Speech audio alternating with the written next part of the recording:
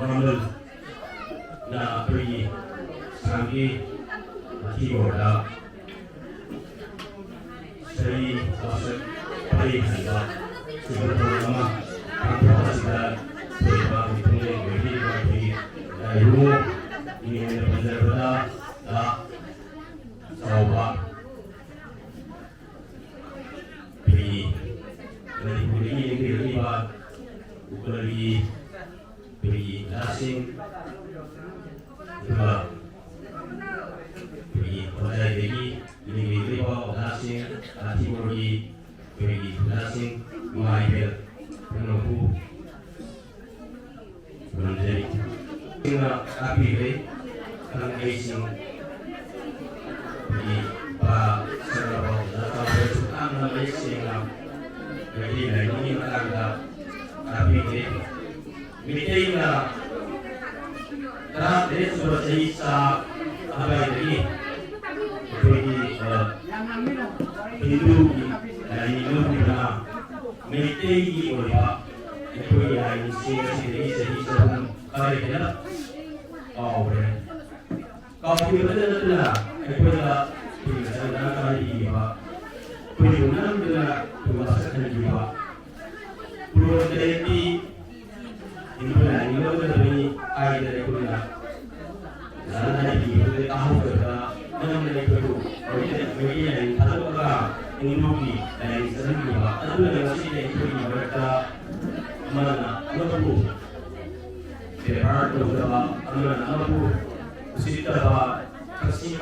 mereka bahwa semua kerjaan ini mereka ini kerja buat semua kerjaan sudah dapat jika kamu yang berpikir sudah selesai lalu kita jadi sudah kita terus si militer lain laut adalah ini pun lain laut bagi asimba berikan mesti mereka mestinya apa bahasa mestinya lagi ada kalau sinau mereka mestinya kalau jadi bagi amana amaru kita ada bahwa lagi bagi semua kalau saya cuma aku masih perlu berhenti ini pun dibuat ubi kalau selesai kerana karena dahulu nak ubi kalau selesai waktu ubi mana soal ubi mana punya hukum dalam ini mana punya ya punya dalam ini ya hari ini ubi orang ubi ay aku nak itu jadi itu mau ada di mulai waktu ada itu itu dari kita berhari waktu masih ada terus sangat sedikit terus masih masih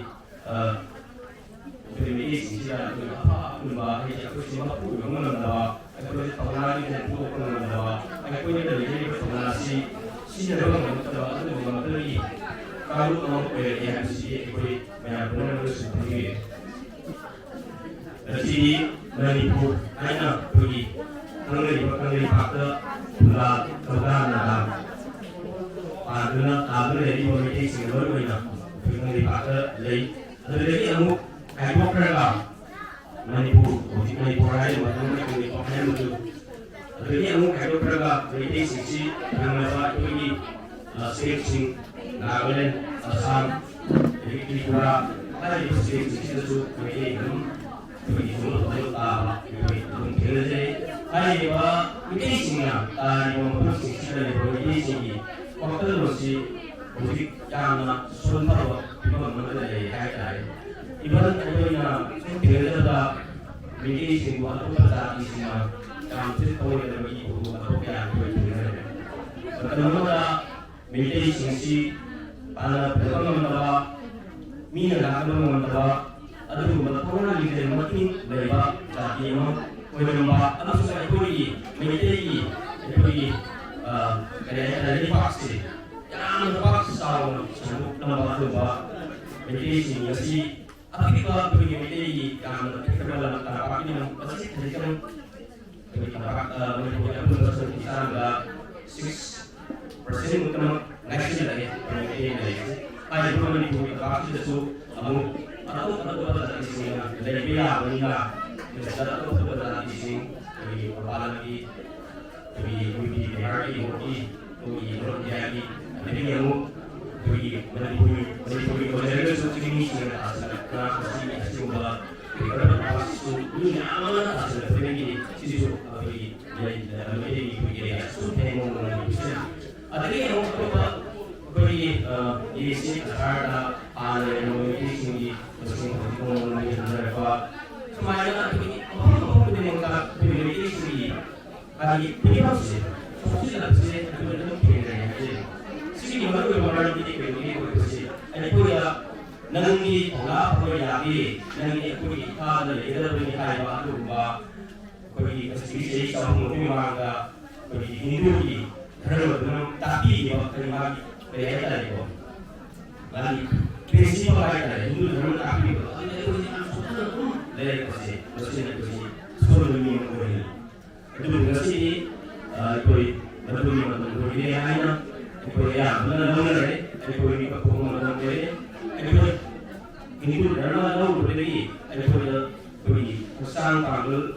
semua spontan berdoa. Nasi matun hanya kan menjadi asli mana ini pula menjadi kain dulu hanya berikut dan aslinya jadi pun kita orang terima semua orang ini orang kita menjadi siasat ada menurutnya apa dari mana sehingga yang tahan ini sisi sehingga hari ini cuma dari ini agar ini lupa ini dia lupa di ini dan kita oke ada lain hari ini semua proses dengan saya berada pasan ini dan ini sehingga hari ini siapa proses semuanya begitu ada kuih generasi si pokoknya ada kuih sekali selain itu memang kan bersih maksudnya ada kuih kan ini sih hati boleh di sana semua saya akan video ada kuih pergi pakung tahu pergi pergi hamba pergi ini lagi sendiri ini kerana pergi paling ada kerja pakung bisa lagi dari saya mami kerana pergi ini mestinya sisi ini ada pergi generasi semua orang berani ada bisa sendiri pergi kerja ada yang menurut apa semua pergi kalau sudah langsung sih mesti apa jadi ini bisa kita hari sesi hari ini sudah banyak orang sudah pergi pergi dengan video saya ada yang apa yang berlaku saya tahu dengan meeting mereka berlaku aduna saya tahu hari ini sudah selalu ada pun yang apa yang berlaku kaya hal mesti semua orang sudah tapi dari hari ini baru video ini semuanya ini sama juga hana pergi kita ada semua pergi semua karena benar hari semua memiliki lain ada apa itu enggak pergi ramah di Hinduism di Buddhism di pergi nobun pergi nobun ada itu masih hanya sedikit saja ini sudah tinggal semua itu ada sedikit semua tapi kalau jauh dari ini kan dia kemarin baru ini ada masih istilah tolong ini jadi ujar akan segera tapi ya mesti yang menurut nanti mesti itu dari adugi dalam dari itu aduna itu ngapain sih ini ada posisi dari ada punya apa tadi aduna itu mau sih dalam posisi semua kalau dalam sini kalau itu adugi itu ada apa ini nggak boleh mesti itu ada adugi kan urusan yang itu dari sisi mesti kita dari pemikiran mesti cuma tapi mesti ayo yang mulai baru dia mulai ayo hal kamu tuh namanya apa kamu ini ada yang makanya apa pergi ada langsung bapak sudah baru bayar sun mereka orang lain yang ini bayar ini orang sini yang ini ayo kamu mereka lebih baik semua aku tidak pilih bayar su ayo kamu ini di bawah lapis bayar su ayo setelah ayo kamu suka kamu ꯑꯗꯨꯒ ꯑꯩꯈꯣꯏꯒꯤ ꯑꯍꯜ ꯑꯍꯜ ꯇꯥꯛꯄꯤꯔꯤꯕꯁꯤꯡꯗꯁꯨ ꯂꯧꯁꯤꯟꯖꯔꯧꯒꯦ ꯁꯨꯃꯥꯏꯅ ꯑꯩꯈꯣꯏꯅ ꯈꯜꯂꯒ ꯂꯥꯛꯄꯤꯔꯒꯗꯤ ꯁꯣꯏꯗꯅꯃꯛꯀꯤ ꯑꯩꯈꯣꯏꯒꯤ ꯁꯤꯒꯨꯝꯕ ꯊꯧꯔꯝꯁꯦ ꯃꯁꯤ ꯄꯥꯡꯊꯣꯛꯄꯒꯤ ꯑꯩꯈꯣꯏꯒꯤ ꯃꯥꯒꯤ ꯀꯔꯤ ꯍꯥꯏꯇꯥꯔꯦ ꯃꯔꯨ ꯑꯣꯏꯕꯗꯨ ꯂꯩꯒꯅꯤ ꯑꯩ ꯄꯦꯔꯦꯟ ꯃꯆꯥ ꯑꯃ ꯄꯨꯖꯔꯤ ꯉꯁꯥꯏ ꯑꯈꯪꯕꯁꯤꯡꯅ ꯇꯥꯛꯄꯤꯔꯤꯕ ꯑꯩ ꯃꯣꯠ ꯂꯧꯁꯤꯟꯖꯔꯧꯏ ꯃꯁꯤ ꯑꯩꯒꯤ ꯂꯟꯅꯦꯕ ꯑꯩꯈꯣꯏ ꯃꯤꯑꯣꯏꯁꯤꯡꯒꯤ ꯃꯔꯛꯇ ꯈꯪꯗꯕꯁꯦ ꯑꯗꯨꯛꯀꯤ ꯃꯇꯤꯛ ꯌꯥꯝꯅ ꯑꯩ ꯏꯁꯥꯃꯛ ꯃꯅꯤꯄꯨꯔꯒꯤꯅꯤ ꯂꯩꯕꯕꯨꯗꯤ ꯑꯩ ꯏꯃꯥꯕꯨ ꯆꯍꯤ ꯈꯔ ꯁꯥꯡꯅ ꯂꯩꯁꯤꯟꯅꯔꯦ ꯑꯗꯨꯅ ꯃꯔꯝ ꯑꯣꯏꯅ ꯑꯩ ꯍꯧꯖꯤꯛ ꯏꯁꯥꯃꯛꯁꯨ ꯃꯤꯑꯣꯏꯁꯤꯡꯒꯤ ꯃꯔꯛꯇ ꯈꯪꯗꯕꯁꯦ ꯑꯗꯨꯛꯀꯤ ꯃꯇꯤꯛ ꯌꯥꯝꯅ ꯂꯩꯈ꯭ꯔꯦ ꯂꯣꯏꯁꯤꯜꯂꯛꯄꯗ ꯑꯩ ꯑꯩꯈꯣꯏꯒꯤ ꯂꯥꯏꯅꯤꯡ ꯑꯣꯖꯥꯁꯤꯡꯅ ꯇꯥꯛꯄꯤꯈ꯭ꯔꯦ ꯂꯥꯏꯅꯤꯡꯁꯤ ꯑꯩꯈꯣꯏꯒꯤ ꯌꯥꯝꯅ ꯃꯔꯨ ꯑꯣꯏꯕ ꯑꯩꯈꯣꯏꯒꯤ ꯄꯨꯟꯁꯤꯟꯅꯕꯒꯤ ꯌꯥꯝꯅ ꯃꯔꯨ ꯑꯣꯏꯕ ꯑꯗꯨꯒꯨꯝꯕ ꯀꯔꯤ ꯍꯥꯏꯇꯥꯔꯦ ꯈ꯭ꯋꯥꯏꯗꯒꯤ ꯇꯥꯗ ꯍꯥꯏꯔꯒ ꯊꯕꯛ ꯑꯃ ꯑꯣꯏꯔꯦ ꯊꯧꯔꯝ ꯑꯃ ꯑꯣꯏꯔꯦ ꯂꯥꯏꯅꯤꯡꯁꯦ ꯑꯩꯈꯣꯏ ꯑꯃꯠꯇ ꯑꯣꯏꯔꯒꯗꯤꯀꯣ ꯑꯩꯈꯣꯏ ꯄꯨꯟꯁꯤꯟꯅꯕꯁꯦ ꯋꯥꯒꯅꯤ ꯍꯥꯏꯕꯁꯨ ꯑꯣꯖꯥꯁꯤꯡꯅꯁꯨ ꯑꯩꯈꯣꯏꯒꯤ ꯃꯃꯥꯡꯁꯨ ꯇꯥꯛꯄꯤꯔꯦ ꯉꯁꯤꯁꯨ ꯇꯥꯛꯄꯤꯔꯦ ꯑꯩꯈꯣꯏ ꯂꯥꯏꯅꯤꯡꯁꯤ ꯑꯃꯠꯇ ꯑꯣꯏꯔꯤꯕ ꯃꯈꯩꯗꯤ ꯑꯩꯈꯣꯏ ꯄꯨꯟꯁꯤꯟꯅꯕꯁꯦ ꯃꯤꯑꯣꯏꯁꯤꯡ ꯄꯨꯟꯁꯤꯟꯅꯕꯁꯦ ꯋꯥꯒꯅꯤ ꯃꯔꯝꯗꯤ ꯑꯩꯅ ꯇꯥꯖꯕ ꯑꯩꯈꯣꯏꯒꯤ ꯐꯤꯖꯦꯠꯇ ꯑꯩꯈꯣꯏꯒꯤ ꯌꯨꯅꯤꯐꯣꯔꯝ ꯑꯣꯏꯒꯅꯤ ꯑꯃꯅ ꯁꯦꯠꯄ ꯃꯥꯟꯅꯗꯦ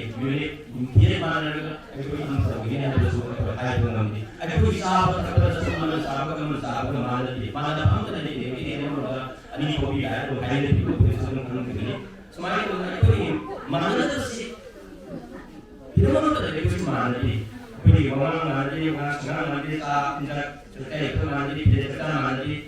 ꯑꯗꯨꯗꯒꯤꯗꯤ ꯑꯩꯈꯣꯏꯒꯤ ꯃꯥꯟꯅꯕꯁꯤ ꯑꯃꯈꯛꯇꯪ ꯍꯥꯏꯔꯒꯗꯤ ꯑꯩꯈꯣꯏꯅ ꯉꯁꯥꯏ ꯂꯥꯏꯟꯁꯦ ꯁꯤ ꯃꯥꯟꯅꯔꯒꯗꯤ ꯑꯩꯈꯣꯏꯁꯦ ꯄꯨꯟꯁꯤꯟꯅꯒꯗ꯭ꯔꯥ ꯍꯥꯏꯕꯁꯦ ꯑꯩ ꯁꯤ ꯊꯥꯖꯕꯅꯤ ꯑꯩ ꯏꯁꯥꯃꯛ ꯋꯥꯔꯜ ꯃꯤꯗꯤ ꯀꯥꯎꯟꯁꯤꯜꯒꯤ ꯅꯥꯒꯥꯂꯦꯟ ꯁ꯭ꯇꯦꯠ ꯃꯤꯗꯤꯒꯤ ꯄ꯭ꯔꯁꯤꯗꯦꯟꯠꯅꯤ ꯑꯩꯈꯣꯏꯒꯤ ꯋꯥꯔꯜ ꯃꯤꯗꯤ ꯀꯥꯎꯟꯁꯤꯜꯒꯤꯁꯨ ꯃꯣꯠꯁꯤ ꯋꯤ ꯑꯥꯔ ꯋꯥꯟ ꯍꯥꯏꯕꯅꯤ ꯑꯃꯠꯇꯅꯤ ꯍꯥꯏꯕꯅꯤ ꯑꯗꯨꯅ ꯉꯁꯥꯏ ꯋꯥꯔꯜ ꯃꯤꯗꯤ ꯀꯥꯎꯟꯁꯤꯜꯒꯤ ꯃꯣꯠꯇꯨꯒ ꯑꯩꯈꯣꯏꯒꯤ ꯉꯁꯤ ꯑꯩꯈꯣꯏ ꯁꯤꯒꯨꯝꯕ ꯑꯩꯈꯣꯏꯒꯤ ꯃꯃꯜꯒꯤ ꯃꯣꯠꯇꯨ ꯍꯥꯏꯕꯗꯤ ꯑꯩꯈꯣꯏ ꯑꯃꯠꯇꯅꯤ ꯍꯥꯏꯕꯁꯤꯒ ꯌꯥꯝꯅ ꯅꯛꯅꯕ ꯑꯩꯈꯣꯏꯒꯤ ꯆꯠꯅꯕ ꯌꯥꯕ ꯄꯣꯠ ꯑꯃ ꯑꯣꯏꯕ꯭ꯔꯥ ꯍꯥꯏꯕꯁꯦ ꯑꯩꯉꯣꯟꯗ ꯊꯥꯖꯕ ꯊꯝꯖꯩ ꯑꯩ ꯃꯁꯤꯒꯤ ꯃꯦꯁꯦꯖꯁꯤ ꯑꯩ ꯁꯣꯏꯗꯅ ꯀꯔꯤꯒꯨꯝꯕ ꯃꯐꯝ ꯑꯃꯗ ꯑꯩ ꯁꯣꯏꯗꯅꯃꯛꯀꯤ ꯃꯁꯤ ꯊꯝꯖꯒꯦ ꯑꯩꯉꯣꯟꯗ ꯍꯥꯟꯅ ꯁꯤꯒꯨꯝꯕ ꯃꯈꯜꯒꯤ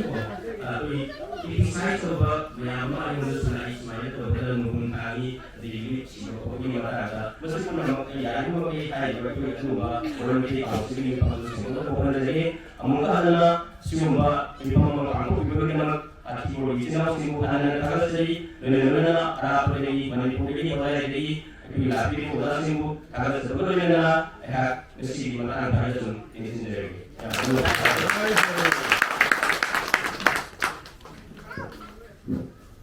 하늘들이 서럽히고선 그들만 지금 같이 그러고 그들이 지금 하게 되는가 뭔가를 들어가 뭔가 내가 그들이 그런 뭔가가 선서럽게 강의가 뭔가를 들어가 뭔가를 받아가 전한다고 생각하는데 무슨 그만이 된다 그렇게 그렇게 우리가 뭔가 많이 그렇게 그렇게 그래서 우리가 보면 그들이 또 생각이 되는가 근데 뭐를 보내는 여러분이 지금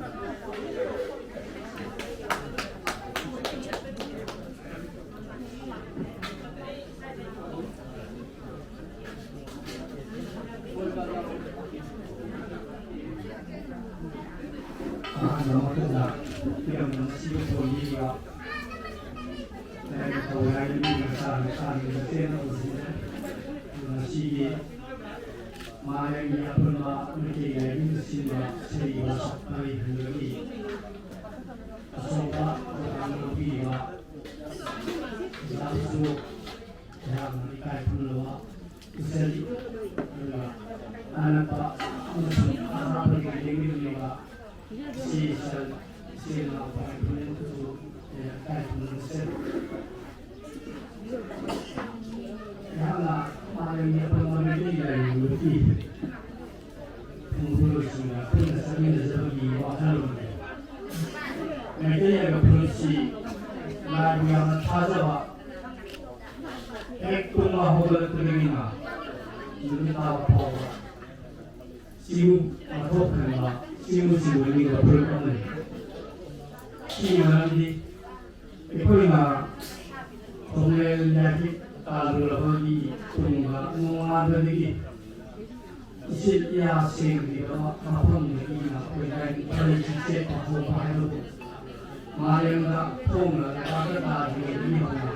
알바트나 지금은 독한과 불만이 하여가 시끄이 하는 것으로 이걸 몰라야 불만 룹나 지금은 독한과 텔레비전이 소용나야 수신 복근하는 이게 이용할까 그리고 마령의 불만을 대기하기나 메테이 돌고 벗어 서리 와서 빠르게 하는 우리 도로 양어서 할 것이다 다시 보이 마사마더니 지금은 독한과 실리가 징시 이쁘나 빠르게 시한 그러니 우리 이파나 이쁘나 기사는 예시 동호인을 그리는 거리 야나 나는 예쁘나 신경이 있는 강의주 야나 도구를 모으니까 빠르게 우리 돈 기사는 에너person 자리는 이러니 산이 바삭 빠르게 하는 것이다 보이까지 걸리면 또다야 하는 것이 나사이 초라해나 떠오르다와 양수 가비해 어두고 산이 빠르게 바삭 하는 것이다 이거나 이거이 사람이 이사듯이 6만 원씩 양나도 빠르다 같이 빠르게 하는 기와 같이 선진 지나오신 우리 빠르게 하는 것을 기우시며 나사하게 찐도 대학이 아주 빠르게 하는 우리는 이유를 와판디 아마나 파마사쿠 에이나이 미프다시 어부분을 마시다를 보여나가는 남진과 나가고는 나가고 싶어 보시며 우리 그날시 미터이 이슈이 이번에 보이는 미터이만 또 보이는 하나씩 보는 보이는 걸 공제 하나씩 보이 불마감 당시야 보이는 거는 와판디 시바의 그지가 난 진짜 시기와 나에게 미터이 이가 지금 자기 하나의 세상 강화를 다시 보이지 양물과 양파와 공항머리가 나이보기 미래의 소리 남자시 딸의 그라마시 그라마시 그라마시 남자마시 유도마시 잠깐이 유도마시 거기 학생 때는 이야기와 유도마시 이동마시나 아마 소유가 거의 유효되지 나의 얘기 이동마시 되고 양 하이브수 인시다 구라시다 살이 그리고 또 그런 내용까지 이동마시 그리고 학생과 미래의 시다 나고니 나고니 어떤 나의 프로젝트 여기 거기 뭐 여기 아상이 대야 아니어서 올라가 아상만 대야만 세 masih 우리 분위기 시에는 우리 분위기 애고 마팔세 이 말을 주려고 애고 마팔이 빠른 시간에 항상 애쓰는 말 들어요 애고 마팔이 나무 소리들이 미나무 소리가 거기 나리 마팔 우리가 거기 애고 무슨 소리 아니 소리지 아니 소리 mana 공다가 이걸 공항 플라도 야도 시주 내가 마팔이 그렇지 우리가 마이다가 밑에가 우리가 공대가 싱대가 공대가 서야 내가 마팔 시기 밑에시 나가면 남자 마팔 속도에 사이다에 하나 아무수 부산에 있으나 사이다에 시다이구나 강민과 아무만 이해가 되는 사이가 있고 아무래도 사이에 불마 사이 마리가 불마 우리가 있는 부산이와 공정심이 마방 부마사 불마 내린가 소리 그런 부가시다 마방사 강나바 부마색 이거는 돈이 사람 수미 예 그런 거 비교하니까 서로 도강 넣으니까 양쪽이 별로 쉬워 보이는 머리가 아예 이제 mga suka 52. 야베니토의 지회시 양양고가 거의 분할이 비행거리네. 그러나 오늘 앞에는 공개했다가 오늘 거기 있으니까 이거가 아니고 하나 그러니까 그때 여러분 그리고 섹시들이 만약에 앞으로 얘기가 아니라 그냥 미국에 있는 공개했으나 공카라까지 그러나 수고리고가 반복해서 거기가 있다만 그러나